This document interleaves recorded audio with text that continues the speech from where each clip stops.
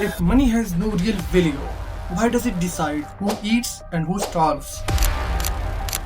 If it's just paper, why does it control our self-worth? If we trade our time for it every day, why do we never feel rich? And if it's all just a system, why we are stuck in it like there is no way out? Relax, Ahmad. Let me handle this. Mike, if I burn $1,000 right now, what did I actually destroy? Just ink and paper or something more? Interesting question, Ahmad. To understand what you burned, we need to understand what money actually is. And here's the shocking truth. Money is not wealth. It's an idea, a shared belief system. Historian Yuval Noah Harari, in his book *Sapiens*, writes, "Money is the most universal and efficient system of mutual trust ever devised. It's not backed by gold anymore, not by silver, not by anything physical. It's called fiat currency, Latin for let it be so. That means this paper has value because the government says so, and because you believe it." So if I stop believing it, does it lose its power? Exactly. That's why it's fragile, but also genius. Money works only if everyone agrees it works. It's a social contract. Break the trust, and the entire system collapses. That's what happened in Zimbabwe and Weimar Germany. Hyperinflation turned money into confetti. And here's another twist. Today, over 92% of money doesn't physically exist. It's just digital entries in databases.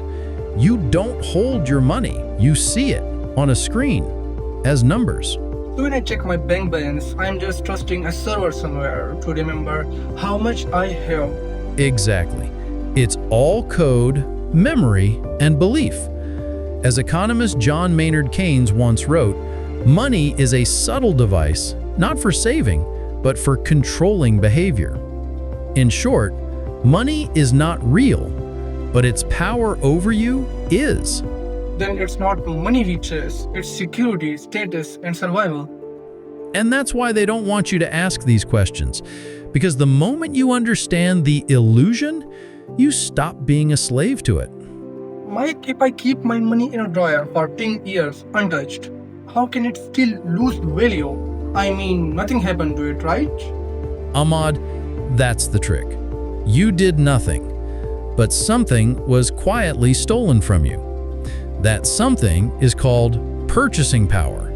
And the thief? Inflation. Inflation is the slow rise in prices over time. But more dangerously, it's the slow devaluation of your time. My time? Yes. You work 1 hour. You earn, say, $10. You think you've stored 1 hour of effort. But a year later, if inflation rises, that $10 now buys less food, less petrol, less life. So what just happened? Your 1 hour of hard work was quietly devalued. In 1923 Germany, during hyperinflation, prices doubled every 4 days. People carried cash in wheelbarrows. In Venezuela and Zimbabwe, the currency collapsed so badly, people used notes as toilet paper. But here's the scary part. You don't need hyperinflation to lose wealth. Even 2 to 3% inflation per year compounds to destroy 30 to 40% of your money in a decade. So it means saving cash is basically losing silently. Exactly.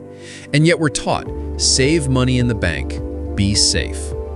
But the truth is, inflation is the tax they never vote on, by Milton Friedman. Wait, so the system is built to reward people who spend money or invest it, not those who save. Yes. The modern economy runs on movement, not storage. The US dollar lost over 96% of its value since 1913. So your safe savings, they're melting. Then this is not just economics, it's survival. If I don't understand inflation, then I am the product. Mike, if saving money makes me poorer over time, then tell me honestly, who creates money and who decides how much is enough? Ahmad, you just asked the question that schools never answer. Because the truth is, most people don't know who makes money. They think the government prints it. They think the value is fixed. But here's the truth. Money is created out of thin air by private central banks. Let me explain. In most countries, including the US and Pakistan, money isn't printed by the elected government. It's created by central banks. In America, that's the Federal Reserve. And guess what? They are not fully government-owned. They operate independently. And they decide how much money flows into the system. Not you, not your vote. Wait, so you are saying the money I earn, save, and depends on is being created and controlled by a body I did not even elect? Yes. And here's where it gets scarier. Whenever the economy slows down, they inject more money into it. They call it quantitative easing, a fancy word for printing money. So when I see prices rising everywhere, petrol, food, education, it's not always about demand. Sometimes it's because they printed more money. Exactly. More money in the system, more money chasing same goods. Prices rise and inflation. And yet they say inflation is under control, while you can't afford your old grocery list anymore. And the best part? When they print money, they get richer. When you print money, they call it counterfeiting. Mike, if money is made from debt, if it's inflated to lose value, if it's controlled by a system I never choose, then tell me one thing. Why do we spend our entire lives chasing it? Why do people trade the only thing they truly own, time, for something so artificial? Ahmad, because we were never taught to measure value. We were only trained to chase currency. Let me explain. From childhood, we're told, study hard, get a job, earn money, retire one day. No one ever said, protect your time, design your freedom, don't trade peace for salary. You work 40 hours a week for 40 years to earn something that loses value every year. Meanwhile, your real wealth, health, time, relationships, creativity slowly disappear in the background. And if you ask why you are tired, anxious, or empty, the answer is always the same. You need more money, so you don't harder. But what if the treadmill is the trap? Yes. People now exist to pay rent, to repay loans, to prove they're productive. But here's the irony.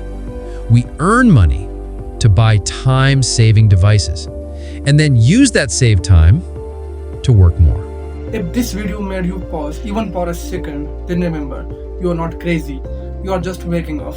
Now, it's your choice. Keep running or start building a life that feels rich even without wishes.